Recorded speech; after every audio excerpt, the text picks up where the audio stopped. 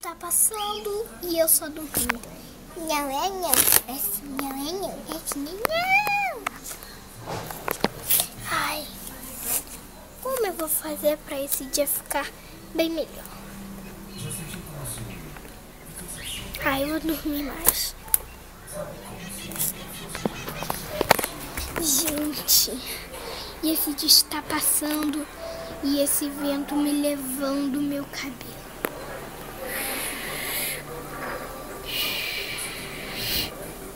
Pior que é, né? Mamãe. Que foi, filho? Sai do mundo. Não. Por que você quer ficar no mundo? Eu não caio. Cai sim. Não caio. Cai sim. Mãe, eu já sou grande, tá? Eu não caio. Haha. Gente, como é bom ficar assim. Mesmo.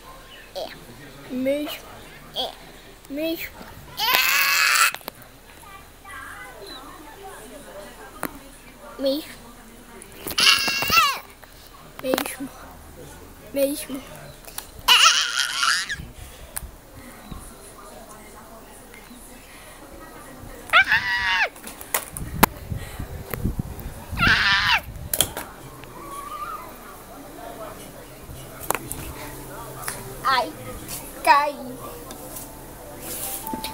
Agora eu vou para minha avó.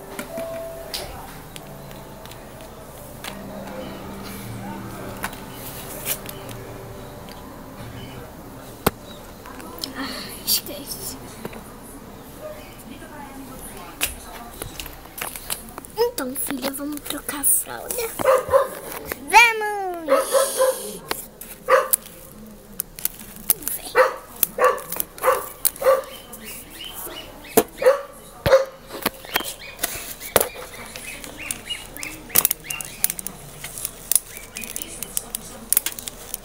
Sem ver.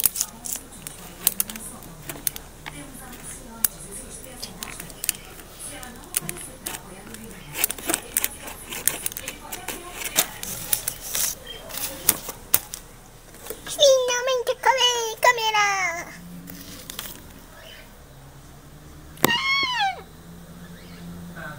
Olá, você é a moça da comida, não é? Eu posso deixar aqui? Já eu posso cair, mãe.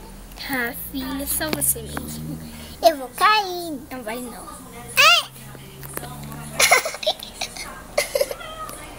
Filha, não brinca dessas brincadeiras de mau gosto. Você... Ai! Bem feito. Quem mandou brincar dessas brincadeiras de mau gosto? Não vou ligar. Quem mandou ficar aí no muro, agora vai cair. Se cair mais uma vez, vai levar um tapinha. Ai, se machuquei toda. Ah, vai, vó. Ai, agora eu nunca mais vou ligar para a vida. Ai.